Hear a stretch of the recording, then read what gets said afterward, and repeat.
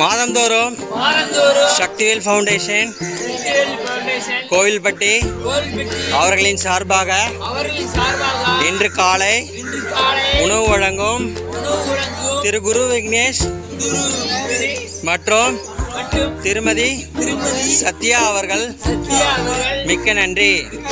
அவர்களும் அவர்கள் குடும்பத்தார்களும் அவருடைய நண்பர்களும் அவருடைய உறவினர்களும் மற்றும் ஆரோக்கியமாக இருக்கவும் நீண்ட ஆயுளுடனும் நல்ல ஆரோக்கியத்துடனும் இருக்க நாங்கள் அனைவரும் ட்ரம் ட்ரஸ்ட் சார்பாக இறைவனை வேண்டிக் கொள்கிறோம். நன்றி, வணக்கம்.